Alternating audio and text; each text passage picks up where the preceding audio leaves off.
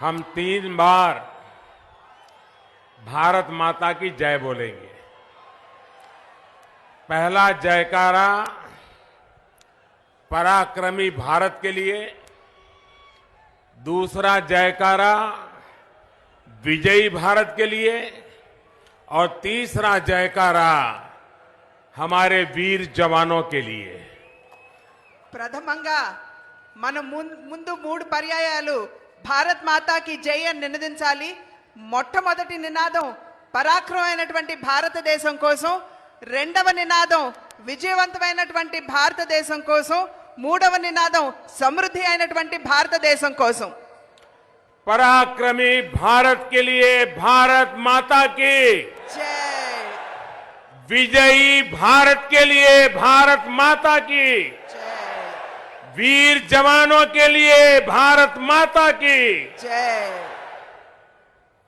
प्रिय मैना సోదరి సోదరుమలారా నమస్కారం. అందమైన విశాఖను చూస్తే నా మనసు పులకరిస్తుంది. శ్రీ శ్రీ వరలక్ష్మీ నరసింహ స్వామి ఉన్న పుణ్యభూమి, విప్లవ వీరుడు అల్లూరి సీతారాం రాజు తిరిగిన ప్రాంతం, తెన్నేటి విశ్వనాథం లాంటి మహానాయకులు ప్రాతినిధ్యం వహించిన నగరం, పారిశ్రామికంగా పర్యాటకంగా దేశాభివృద్ధిలో అంతరాంతకు గణ మేనా పాత్ర కలదు. ఉత్తరాంధ్ర అభివృద్ధికి మేము కట్టబడి ఉన్నాం. దేశ భాషలందు తెలుగు లెస్స అని మన పెద్దలు చెప్పినట్లుగా ముందు తెలుగులో మనందరికీ అభివాదం చేస్తూ లక్ష్మీ నరసింహస్వామి గారు వెలిసించినటువంటి ఈ పుణ్యభూమిలో, అదేవిధంగా తెన్నేటి విశ్వనాథం గారు వారి ఆ మహానాయకుడు తిరగాడినటువంటి ఈ పుణ్యభూమిపై నేను ఇవాళ వచ్చి మీ అందరితో మనసు విప్పి మాట్లాడటం నాకు చాలా ఆనందంగా ఉంది. मंच पर विराजमान प्रदेश भारतीय जनता पार्टी के अध्यक्ष श्रीमान लक्ष्मी नारायण कन्ना जी, हमारे संसद के साथी डॉक्टर हरिबाबू, भारतीय जनता पार्टी विधानसभा दल के नेता और यहां के जुझारू नेता श्रीमान विष्णु कुमार राजू भी, पूर्व मंत्री बहन पुरेंद्रेश्वरी जी, श्रीमान वीर राजू सोमू जी, सत्य कुमार भाई, श्रीमान नरसिम्हा राव जी, हमारे सबसे पुराने वरिष्ठ नेता श्रीमान चलापति राव जी, श्री गंगा राजू गोका राजू जी, श्रीमान सतीश जी, मुरलीधरन जी, कृष्णम राजू जी, जय राजू निमक्का जी, श्रीमान माणिक राव पी, मंच पर विराजमान सभी वरिष्ठ महानुभाव और विशाल संख्या में मुझे आशीर्वाद देने आए मेरे प्यारे भाई और बहनों, వేదిక మీద ఉన్నటువంటి విశిష్ట అతిథులు ప్రతి ఒక్కరికి పేరు పేరున, అదే విధంగా సభా వేదిక మీద ముందున్నటువంటి ఎందరో మహానుభావులు అంటూ భారతీయ జనతా పార్టీ కుటుంబ సభ్యులైనటువంటి మీ అందరికీ కూడా నా నమస్కారాలు. साथियों, विशाखापट्टनम देश और आंध्र प्रदेश के हजारों युवाओं के सपनों का शहर है. यहां के लोगों के लिए उज्जवल भविष्य का निर्माण करना, उनकी आशाओं आकांक्षाओं को पूरा करने का निरंतर प्रयास करना केंद्र सरकार की प्राथमिकता में है. విశాఖపట్నం కోట్లాది యువతులకు ఒక విశాలమైనటువంటి నగరంగా, వారి యొక్క ఆకాంక్షల్ని పరిపూర్తి చేసేటువంటి నగరంగా ప్రతి ఒక్కరూ భావిస్తారు. అటువంటి యువత యొక్క ఆకాంక్షల్ని వారి యొక్క కలల్ని నెరవేర్చడమే ప్రధానంగా కేంద్ర ప్రభుత్వం యొక్క కర్తవ్యం. आज जब मैं आप सभी के बीच आया हूं तो एक खुशखबरी लेकर के आया हूं. आपकी एक बहुत पुरानी मांग को लेकर सरकार ने सकारात्मक कदम उठाया है. सरकार ने साउथ कोस्ट रेलवे जोन बनाने का फैसला लिया है, जिसका हेडक्वार्टर यहीं विशाखापट्टनम में होगा. आप सभी को बहुत बहुत बधाई. నేను ఈ రోజు మీ ముందుకొచ్చినటువంటి సందర్భంలో మీకు ఒక శుభవార్తని తీసుకుని వచ్చాను. మీకు దశాబ్దాల నాటి కల ఏదైతే ఉందో, ఇక్కడ ఒక రైల్వే జోన్ స్థాపించాలి అనేటువంటి ఆకాంక్ష ఏదైతే మీకు మనసులో దశాబ్ద కాలంగా ఉందో, దాన్ని పూర్తి చేస్తూ ఇవాళ సౌత్ కోస్ట్ రైల్వేస్ నామకరణం చేసి విశాఖపట్నాన్ని కేంద్రంగా చేసుకుని మీకు ఇవాళ రైల్వే జోన్ ని అందించడం జరిగింది. सरकार का ये फैसला आंध्र प्रदेश रीऑर्गेनाइजेशन एक्ट के तहत यहां के विकास को गति देने की तरफ एक और बड़ा कदम है. इससे विशाखापट्टनम समेत ईस्ट कोस्ट रेलवे पर स्थित कई अहम क्षेत्रों तथा बेहतर रेलवे कनेक्टिविटी का लाभ मिल पाएगा. इससे आप लोगों की सुविधा तो बढ़ेगी ही, यहां की अर्थव्यवस्था को भी बल मिलेगा और रोजगार के नए अवसर भी बनेंगे. ये फैसला केंद्र की एनडीए सरकार के आंध्र प्रदेश के विकास के प्रति कमिटमेंट को साफ साफ दिखाता है. విశాఖపట్నంలో ఒక ప్రత్యేక రైల్వే జోన్ ని ఏర్పాటు చేయాలి అని చెప్పి ఆంధ్ర రాష్ట్ర విభజన బిల్లులో ఉన్నటువంటి విషయం మీ అందరికీ తెలుసు. ఆ కళని ఇంతకు ముందున్నటువంటి వారు నిర్లక్ష్యం చేసినప్పటికీ మేము అధికారంలోకి వచ్చినప్పుడు మేము విశాఖపట్నానికి అభివృద్ధిని అందించాలి అనేటువంటి ఆకాంక్షతోటి ఇవాళ ప్రత్యేక రైల్వే జోన్ ని ఇక్కడ నెలకొల్పడం జరిగింది. అది మాత్రమే కాకుండా ఈ జోన్ ద్వారా కొత్త కొత్త రైల్వే లైన్లు కావచ్చు, అదే విధంగా ఈ యొక్క ప్రాంతీయ అభివృద్ధికి దోహదపడే విధంగా ఇవాళ కేంద్ర ప్రభుత్వం ఎన్డీఏ ప్రభుత్వం ఈ యొక్క నిర్ణయం తీసుకున్నటువంటి విషయాన్ని మీ అందరికీ తెలియజేస్తున్నాను. ये उन दावों की भी पोल खोलता है जो अपने राजनीतिक वजूद को बचाने के लिए, अपने भ्रष्ट आचरण को छुपाने के लिए दिन रात आंध्र की जनता के सामने लगातार झूठ पे झूठ बोल रहे. ये वही है जो आंध्र के बेटे बेटियों को आगे बढ़ाने के बजाय अपने बेटे बेटियों को स्थापित करने में जुटे हुए हैं.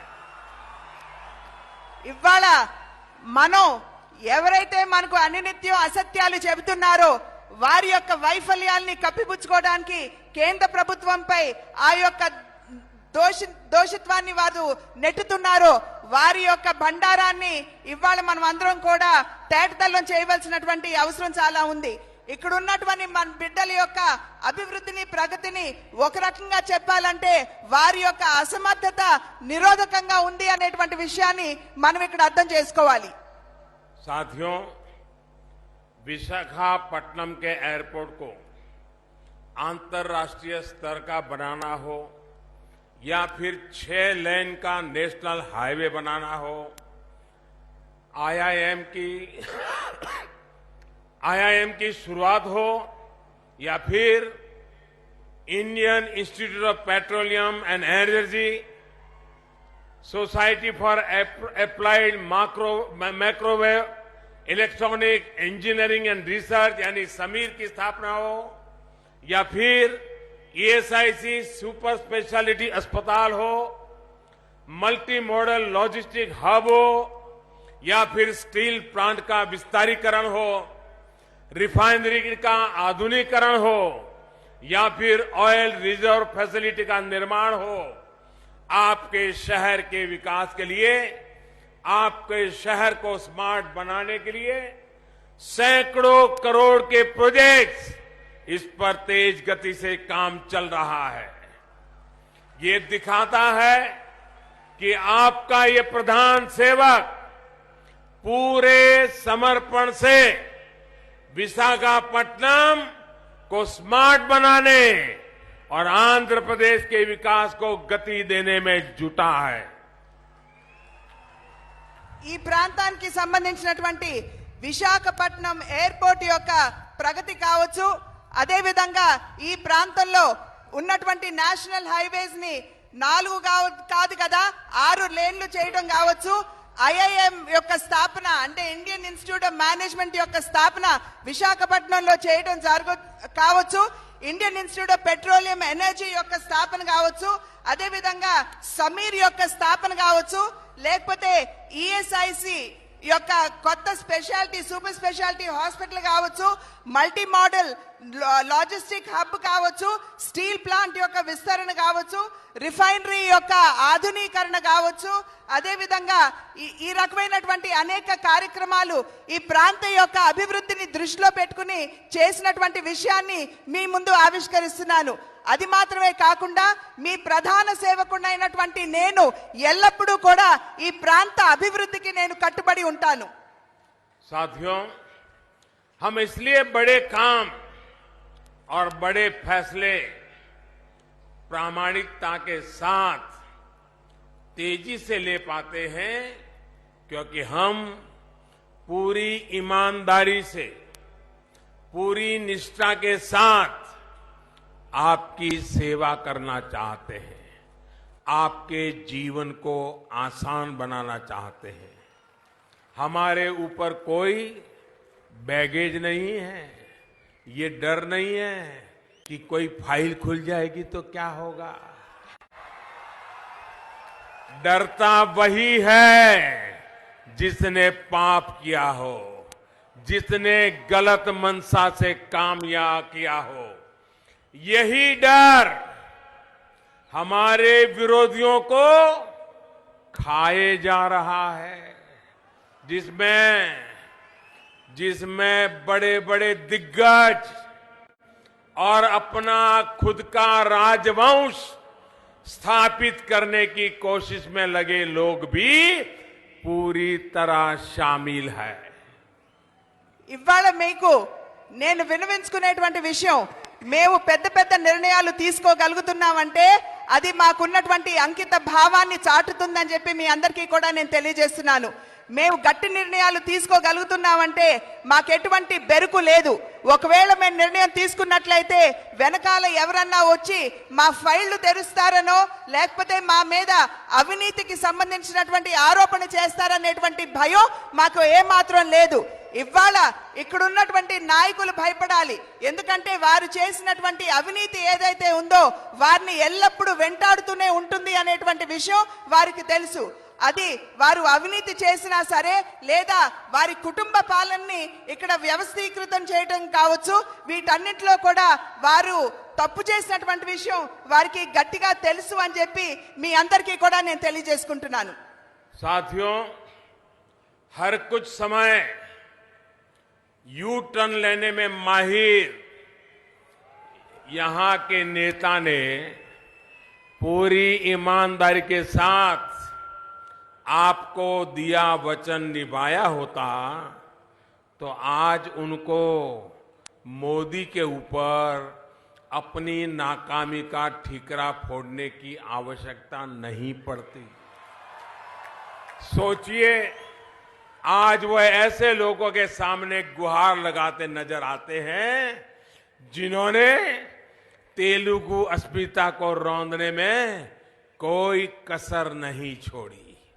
भाइयों और बहनों, आंध्र प्रदेश के लिए वो क्या करेंगे, देश के लिए उनके पास क्या एजेंडा है, ये बताने के बजाय वो मोदी को हटाने का ही शोर मचा रहे हैं।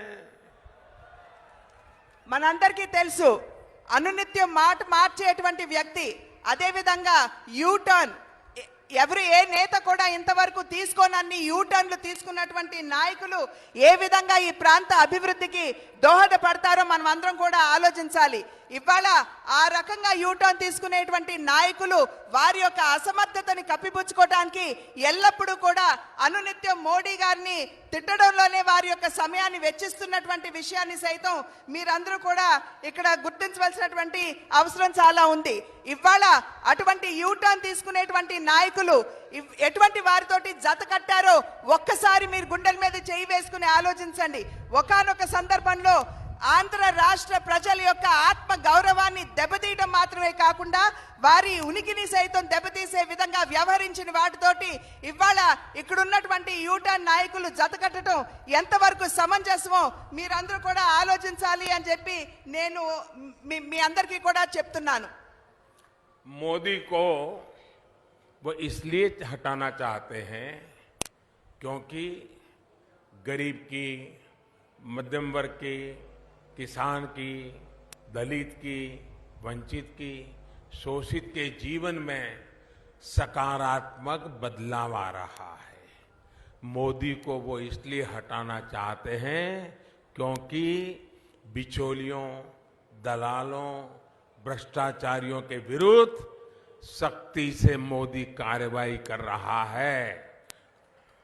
ఇవాళ మీరు ఒక్కసారి కనుక గమనించినట్లయితే ఈ కూటమి కట్టినటువంటి నాయకులు ఎటువంటి ఎజెండా లేకుండా మన ముందుకు వచ్చినటువంటి విషయాన్ని మీరందరూ కూడా గమనించాలి అని చెప్పి నేను తెలియజేసుకుంటున్నాను. అదేవిధంగా వారు ఇవాళ రోజున మోదీ గారిని ఎందుకు వారు పదవీచ్యుతుడిని చేయాలి అని చెప్పి ఆలోచిస్తున్నారంటే ఈ దేశంలో ఉన్నటువంటి పేదవాడు, దేశంలో ఉన్నటువంటి బడుగు బలహీన వర్గాల వారందరికీ కూడా ప్రగతిని అందించాలి అనేటువంటి లక్ష్యంతో గట్టిగా మోడీ గారు పనిచేస్తున్నటువంటి నేపథ్యంలోనే వారు మోడీ గారిని పదవీచ్యుతుడిని చేయాలని చెప్పి ఆకాంక్షిస్తున్నారు. అదేవిధంగా ఎవరైతే అవినీతి పరులు ఉన్నారో, ఎవరైతే నల్ల ధనాన్ని వారు దాచుకుని పెట్టుకున్నారో వారందరికీ కూడా గట్టి గుణపాఠం ఇవాళ మోడీ గారు చెప్తున్నటువంటి సందర్భంలోనే మోడీని వారు పదవీచ్యుతుడిని చేయాలి అని చెప్పి వారు ఆలోచిస్తున్నారు. मोदी को वो इसलिए हटाना चाहते हैं क्योंकि आज देश हित के और देश हित में कड़े और बड़े फैसले लिए जा रहे हैं। मोदी को वो इसलिए हटाना चाहते हैं क्योंकि नए हिंदुस्तान की रीति और नीति दोनों बदल रही है। ఇవాళ వారు మోడీని ఎందుకు పదవీచ్యుతుడు అంటే పదవి నుండి తొలగించాలి అని చెప్పి ఆలోచిస్తున్నారు అని అంటే ఇవాళ కేవలం ఇప్పుడు అధికారంలో ఉన్నటువంటి కేంద్ర ప్రభుత్వం మాత్రమే దేశానికి సంక్షేమాన్ని అందిస్తుంది అనేటువంటి విషయాన్ని వారు గుర్తించి మోడీని వారిని తొలగించాలి అని చెప్పి ఆకాంక్షిస్తున్నారు. అదేవిధంగా నవ భారతావనికి ఇవాళ మోడీ ప్రభుత్వం ఒక కొత్త దిశని, ఒక కొత్త గతిని ఇస్తున్నటువంటి సందర్భంలోనే వారు మోడీ ప్రభుత్వాన్ని తొలగించాలి అని చెప్పి ఆకాంక్షిస్తున్నారు. साथियों, देश को, आप सभी को इन लोगों का एजेंडा समझ आ गया है। महामिलावट का ये खेल अब देश पूरी तरह समझ गया है। ये लोग मिलकर देश को एक मजबूर सरकार देने की कोशिश कर रहे हैं, लेकिन मजबूर सरकार का उनका ये प्रयास कभी कामयाब नहीं हो सकता, क्योंकि देश आज मजबूत सरकार के काम को अनुभव कर रहा है। एक ऐसी मजबूत सरकार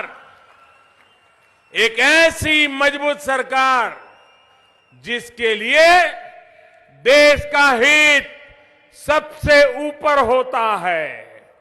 इसी मजबूत सरकार की वजह से हमारा विरोधी देश ऐसा बर्ताव कर रहा है जिसकी पहले कल्पना भी मुश्किल थी।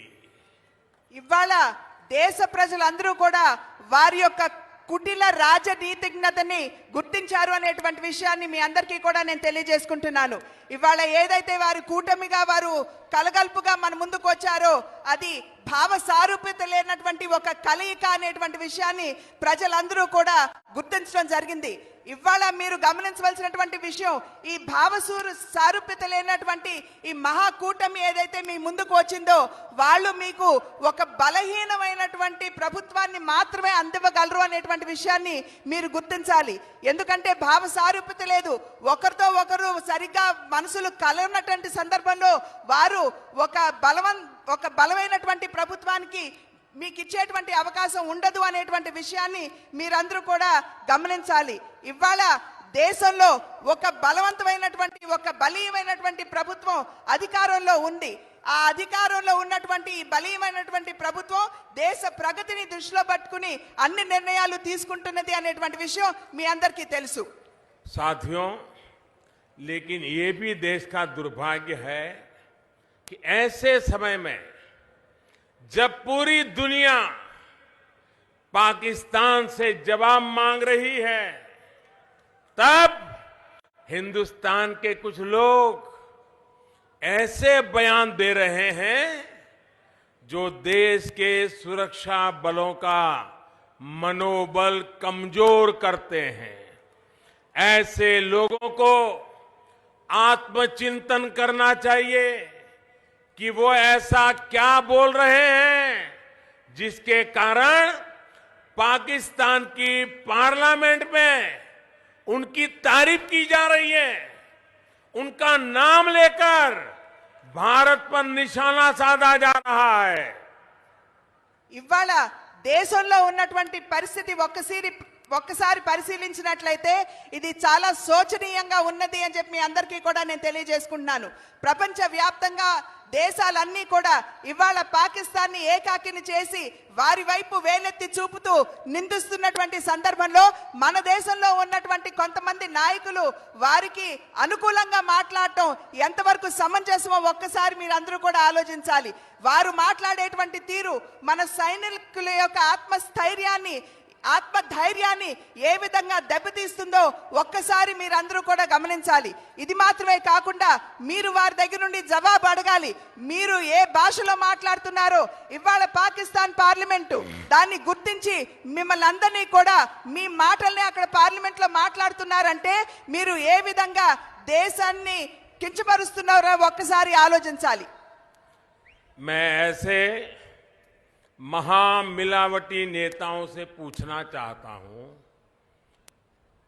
कमजोर सरकार चाहते चाहते वो भारत को ही कमजोर करने में क्यों जुट गए हैं?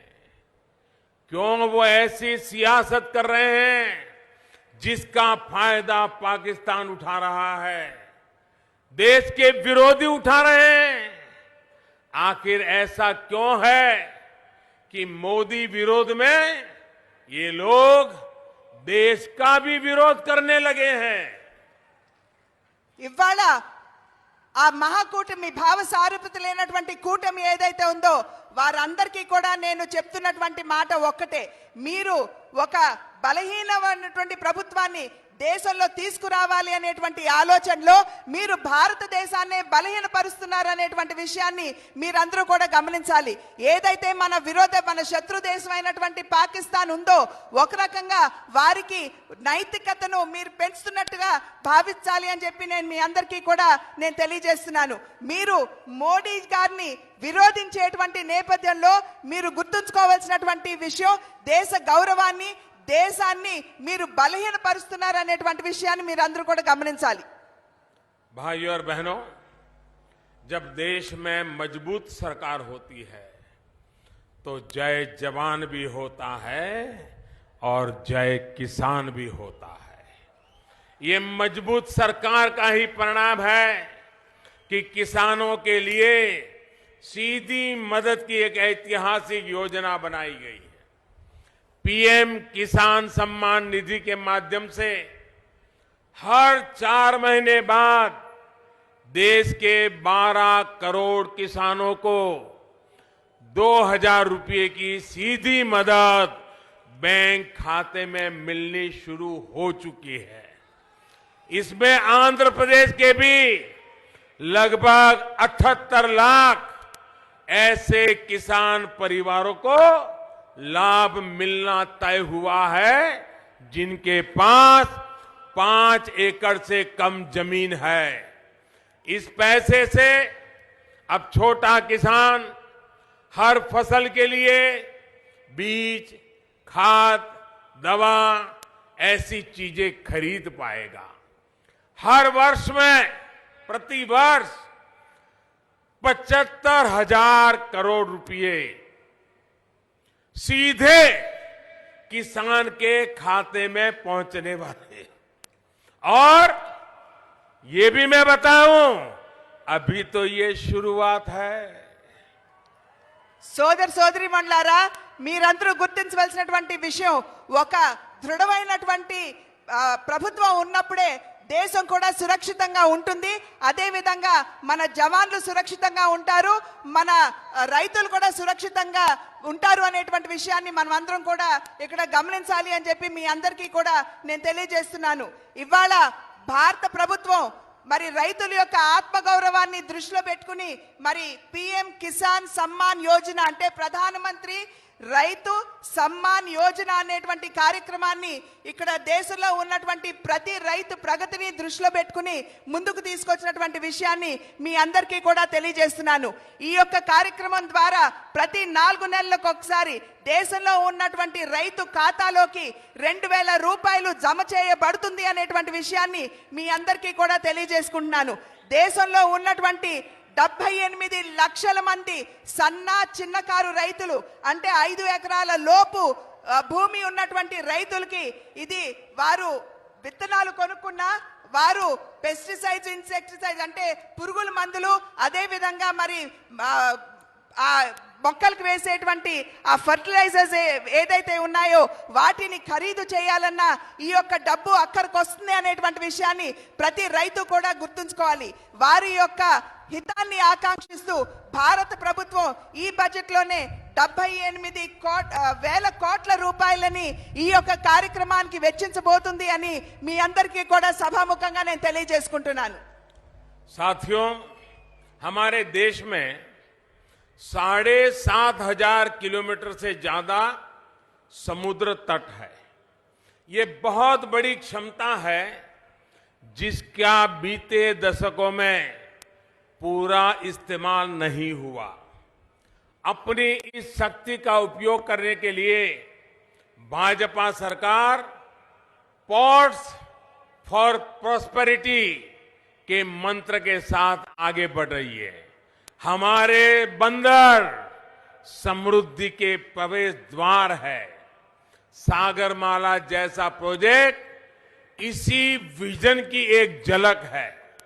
इस प्रोजेक्ट पर 2035 तक की जरूरतों को ध्यान में रखते हुए काम किया जा रहा है।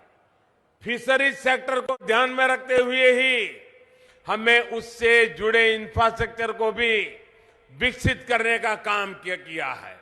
इसी सोच के साथ नए हार्बर बनाए जा रहे हैं, फिश लैंडिंग सेंटर बनाए जा रहे हैं। మన దేశానికి ఒక్కసారి మీరు పరిశీలించి చూసినట్లయితే భౌగోళికంగా 7,500 కిలోమీటర్ల మేర మనకి తీర ప్రాంతం ఉన్నటువంటి విషయాన్ని మీ అందరికీ నేను కొత్తగా చెప్పవలసినటువంటి అవసరం ఉన్నది అని చెప్పి భావించడం లేదు. అయితే గడిచిన దశాబ్దాల్లో ఎవరు కూడా ఈ తీర ప్రాంతాన్ని అత్యధికంగా వినియోగించుకోవాలి అనేటువంటి ఆలోచనతోటి వాటి యొక్క అభివృద్ధి మీద దృష్టి పెట్టలేదు అనేటువంటి విషయాన్ని నేను మీకు కొత్తగా గుర్తు చేయవలసినటువంటి అవసరం ఉన్నది అని చెప్పి నేను భావించడం లేదు. ఈ సందర్భంలోనే కేంద్ర ప్రభుత్వం పోర్ట్స్ ఫర్ ప్రాస్పెరిటీ అంటే ప్రగతి కోసం హార్బర్లు అనేటువంటి ఒక కొత్త ఆలోచనతోటి, ఒక విలక్షణమైనటువంటి ఆలోచనతోటి మీ ముందుకు వచ్చినటువంటి విషయాన్ని మీరందరూ కూడా గమనించాలి. ఈ యొక్క కళ గనక మనం మనం నిజం చేసుకోగలిగినట్లయితే వచ్చే భవిష్యత్తులో అంటే 2035వ సంవత్సరంలోకి మన ఈ తీర ప్రాంతాన్ని సమృద్ధిగా అభివృద్ధి చేసుకునేటువంటి అవకాశం ఉంటుంది అని చెప్పి మీ అందరికీ కూడా నేను తెలియజేసుకుంటున్నాను. అదేవిధంగా మత్స్యకారులు ఎవరైతే ఉన్నారో వారందరికీ కూడా సంక్షేమాన్ని, ప్రగతిని, హితాన్ని అందించాలి అనేటువంటి ఆలోచనతోటి ఈ మత్స్యకారులకి సంబంధించినటువంటి మౌలిక సదుపాయాలు వాటి యొక్క అభివృద్ధి మీద కూడా మేము దృష్టి సారించామని చెప్పి మీ అందరికీ కూడా నేను తెలియజేసుకుంటున్నాను. దాని ద్వారా కొత్త ల్యాండింగ్ హార్బర్స్ కావచ్చు, ఫిషింగ్ హార్బర్స్ కావచ్చు, వీటన్నిటి యొక్క అభివృద్ధి మీద కేంద్ర ప్రభుత్వం దృష్టి సారించింది అని చెప్పి మీ అందరికీ కూడా నేను తెలియజేసుకుంటున్నాను. साथियों, ब्लू रिवॉल्यूशन योजना के तहत केंद्र सरकार मछुआरे भाई बहनों के ट्रॉलर को डीप से फिशिंग बोट में अपग्रेड करने का अभियान भी जारी चला रही है. इस काम के लिए सरकार द्वारा आर्थिक मदद भी मुहैया कराई जा रही है. इस अपग्रेडेशन की वजह से अब गहरे समुद्र के बीच में जाकर मछली पकड़ना संभव हुआ है और मछुआरों की आय भी बढ़ रही है. डीप सी फिशिंग को प्रोफेशनल ढंग से करने के लिए केंद्र सरकार मछुआरे भाइयों की ट्रेनिंग भी करा रही है. మీ అందరికీ తెలుసు, ఇంతకు ముందు ఏ విధంగా మన దేశంలో హరిత విప్లవాన్ని మనం చవి చూసామో అదే విధంగా ఇవాళ నీలి విప్లవాన్ని అంటే బ్లూ రెవల్యూషన్ ని దేశంలో మేము ముందుకు తీసుకొచ్చినటువంటి విషయాన్ని మీ అందరికీ కూడా నేను తెలియజేసుకుంటున్నాం. దీని ద్వారా మత్స్యకారులు ఎవరైతే ఉన్నారో సముద్రంలోకి వెళ్ళేటువంటి మత్స్యకారులు వాళ్ళు ఇంతకు ముందు వరకు కూడా ట్రాలర్ ని వాడేటువంటి పరిస్థితి మన దేశంలో ఉండేది. ఇవాళ వారందరూ వారి ట్రాలర్ ని అప్గ్రేడ్ చేసుకుని మరి నడి సముద్రంలోకి వెళ్లే దిశగా వారికి కేంద్ర ప్రభుత్వం సంపూర్ణమైనటువంటి సహకారాన్ని, ప్రోత్సాహాన్ని అందిస్తుందని చెప్పి మీ అందరికీ కూడా నేను తెలియజేస్తున్నాను. అదే విధంగా వారి యొక్క ట్రాలర్స్ ని మరి మెరుగుపరచుకోవాలి అని చెప్పి ఆకాంక్షించినట్లయితే ప్రభుత్వం వారికి లోన్ ఇచ్చే దిశగా దృష్టి సారించిందనేటువంటి విషయాన్ని మీ అందరికీ కూడా నేను తెలియజేస్తున్నాను. मछुआरे भाई बहनों को सैटेलाइट के द्वारा इसरो की मदद से बना नाविक डिवाइस देने का काम भी तेजी से चल रहा है.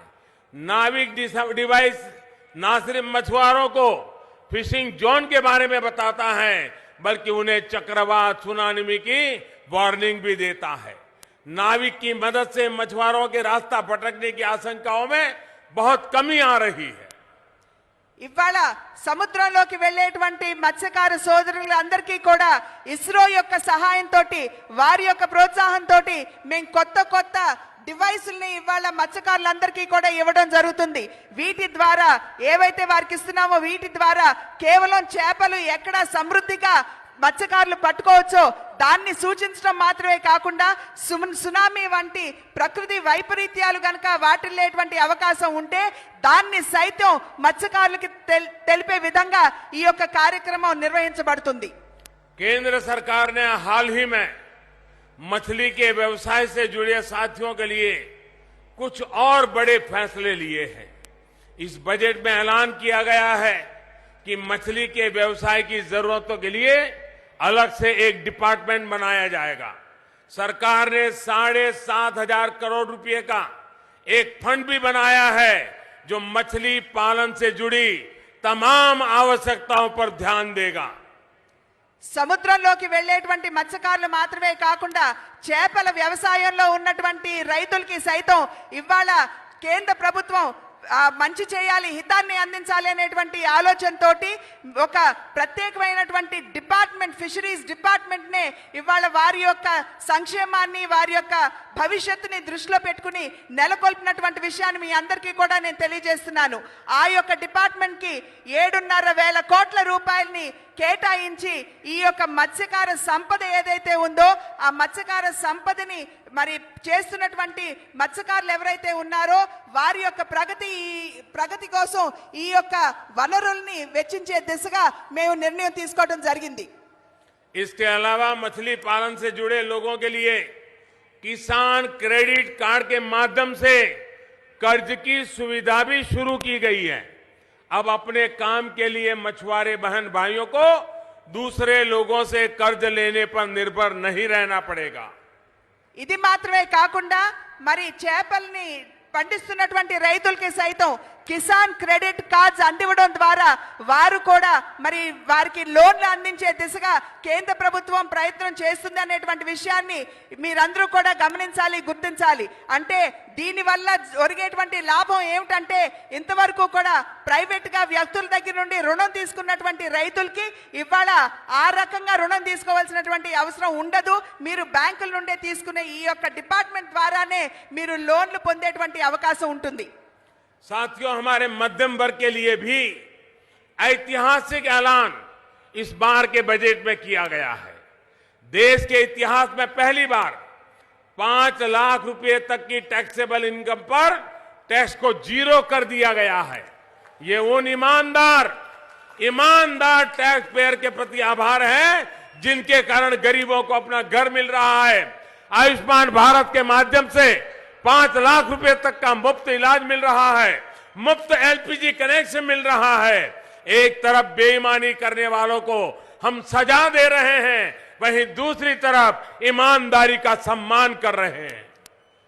అదే విధంగా మధ్యస్థంగా ఉన్నటువంటి వారి కోసం వారి యొక్క ప్రగతిని సైతం దృష్టిలో పెట్టుకుని వారి యొక్క భవిష్యత్తుని దృష్టిలో పెట్టుకుని కేంద్ర ప్రభుత్వం ఒక చారిత్రాత్మకమైనటువంటి నిర్ణయాన్ని తీసుకోవడం జరిగింది. అది ఏమిటంటే 5 లక్షల రూపాయల వరకు అసలు ట్యాక్స్ అనేది ఉండదు అనేటువంటి విషయాన్ని మీ అందరికీ కూడా నేను తెలియజేసుకుంటున్నాను. అది నిజంగా మరి న్యాయంగా ట్యాక్స్ కట్టేటువంటి వారు ఎవరైతే ఉన్నారో వారు ట్యాక్స్ కడుతున్నటువంటి సందర్భంలోనే ఈ యొక్క నిర్ణయం తీసుకునేటువంటి అవకాశం మాకు లభించింది అని చెప్పి మీ అందరికీ కూడా నేను తెలియజేస్తున్నాను. అదే విధంగా ఇవాళ ఒక ప్రతిష్టాత్మకమైనటువంటి కార్యక్రమాన్ని కేంద్ర ప్రభుత్వం ప్రవేశపెట్టింది, ఆయుష్మాన్ భారత్ అని. దేశంలో ఉన్నటువంటి ప్రతి పేదవాడి కుటుంబానికి కూడా 5 లక్షల రూపాయల మేరకు వారి యొక్క ఆరోగ్యానికి అయ్యేటువంటి వ్యయాన్ని ఇవాళ కేంద్ర ప్రభుత్వమే భరిస్తుంది అని చెప్పి మీ అందరికీ కూడా నేను తెలియజేసుకుంటున్నాను. भाइयों और बहनों, मध्यम वर्ग का एक बड़ा सपना होता है कि वो अपना एक घर खरीद सके. हमने इसमें भी उनकी मदद की है. प्रधानमंत्री आवास योजना के तहत मध्यम वर्ग को 5 से 6 लाख रुपए तक की बचत होम लोन में हो रही है. ఇవాళ ప్రతి పేదవాడు కావచ్చు, అదే విధంగా మధ్యం వర్గంలో ఉన్నటువంటి వారు కావచ్చు, వారి యొక్క కళ సొంత ఇల్లు అనేటువంటి విషయం మనందరికీ తెలుసు. అటువంటి వారికి సైతం న్యాయం జరిగే విధంగా ప్రధానమంత్రి ఆవాస్ యోజన ద్వారా దగ్గర 5 లక్షల నుండి 6 లక్షల రూపాయల వరకు కూడా వారికి మరి మేలు చేసే దిశగా ఈ యొక్క కార్యక్రమాన్ని మేము ప్రవేశపెట్టామని చెప్పి తెలియజేస్తున్నాను. हाल में एक और बहुत बड़ा फैसला हुआ है. अंडर कंस्ट्रक्शन प्रॉपर्टी पर जीएसटी रेट घटाकर 12% से सिर्फ 5% पर ले आए हैं. वहीं जो एफोर्डेबल हाउस मध्यम वर्गीय परिवारों के लिए बनाए जाते हैं उन पर जीएसटी 8% से घटाकर सिर्फ 1% कर दिया गया है. इससे आंध्र प्रदेश समेत पूरे देश के मध्यम वर्ग के साथियों को बहुत लाभ होने वाला है. ఇవాళ ఇల్లు కట్టే వారి అందరికీ కూడా నేను తెలియజేసుకుంటున్నాను, అండర్ కన్స్ట్రక్షన్ అంటే కట్టుబడిలో ఉన్నటువంటి నిర్మాణాలు ఏవైతే ఉన్నాయో, ఇళ్ళు ఏవైతే ఉన్నాయో వాటి మీద జీఎస్టీని మేము 12% నుండి 5%కే తగ్గించామనేటువంటి విషయాన్ని మీ అందరికీ కూడా నేను తెలియజేసుకుంటున్నాను.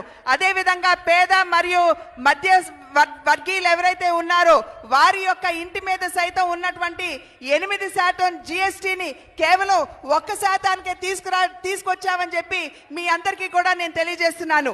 ఈ నిర్ణయం మేము ఎందుకు తీసుకున్నామంటే పేదవారు మధ్యం వర్గాల్లో ఉన్నటువంటి వారి యొక్క ప్రగతిని, వారి యొక్క సంక్షేమాన్ని ఆకాంక్షించి మేము ఈ నిర్ణయం తీసుకోవడం జరిగింది. भाइयों और बहनों, देश वही है, साधन वही है, संसाधन वही है, अफसर वही है, दफ्तर वही है. उसके बावजूद भी ऐसा क्या कारण है कि आज बड़े बड़े फैसले लेना संभव क्यों हो पा रहा है?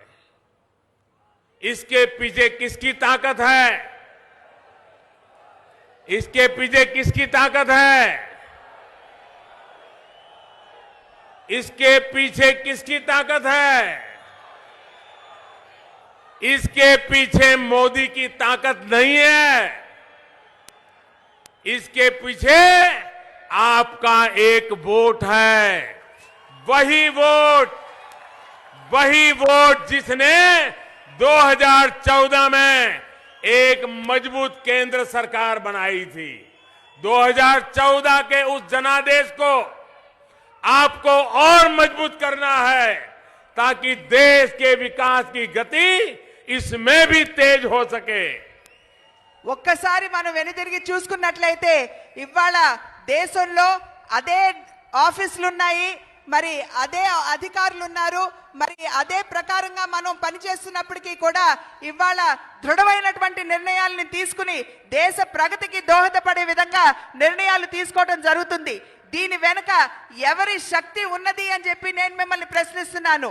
ఈ యొక్క నిర్ణయాలు వెనుక మరి మోడీ గారు కాదు, మీరు మీ యొక్క ఓటు శక్తి ఉన్నది అనేటువంటి విషయాన్ని మీరందరూ కూడా గమనించాలి. 2014 సంవత్సరంలో మీరందరూ కూడా ఒక దృఢమైనటువంటి ప్రభుత్వాన్ని ఆకాంక్షించి మీరు ఓటు వేసి మరి ఒక దృఢమైనటువంటి ప్రభుత్వాన్ని అక్కడ కేంద్రంలో తీసుకొచ్చినటువంటి సందర్భంలోనే మీకు అవినీతి రహిత పాలనని, దృఢమైనటువంటి పాలనని మేమందరం కూడా అందించగలిగాం. కనుక మళ్ళీ తిరిగి రాబోయేటువంటి ఎన్నికల్లో ఈ యొక్క దృఢమైనటువంటి పాలన ఏదైతే ఉందో మరింత దృఢం చేస్తూ మీరు ఆశీర్వదించి మీరు ఓటు వేసినట్టయితే దీనికంటే మెరుగైనటువంటి మేలైనటువంటి పాలనని మీకు అందించే అవకాశాన్ని మీరు మాకు అందించిన వారు అవుతారు. आप इतनी भारी संख्या में हम सबको आशीर्वाद देने के लिए आए, इसके लिए मैं फिर एक बार आप सभी का बहुत बहुत धन्यवाद करता हूं। लेकिन आप सबसे आग्रह करता हूं कि हमारे देश के वीर जवानों के सम्मान में, भारत के पराक्रमी जवानों के सम्मान में आप अपने मोबाइल फोन की फ्लैश लाइट करके सब दूर चारों तरफ लाइट जगा करके देश के वीरों का सम्मान कीजिए, देश के वीरों का गौरव कीजिए और मेरे साथ बोलिए भारत माता की जय, भारत माता की, भारत माता की जय। वंदे वंदे वंदे वंदे। बहुत बहुत धन्यवाद। మీరు ఇంత పెద్ద సంఖ్యలో వచ్చి మమ్మల్ని ఆశీర్వదించినందుకు మీకు నా ధన్యవాదాలు తెలియజేస్తున్నానని చెప్పి తెలియజేస్తూ వీర జవాన్ల యొక్క స్మృతిలో మీరందరూ ఫ్లాష్ లైట్లు వెలిగించాలని చెప్పి చెప్పినప్పుడు మీరందరూ ఆ యొక్క పని చేసినందుకు మీ అందరికీ మా తరఫున మేము ధన్యవాదాలు తెలియజేసుకుంటున్నాం. జై హింద్.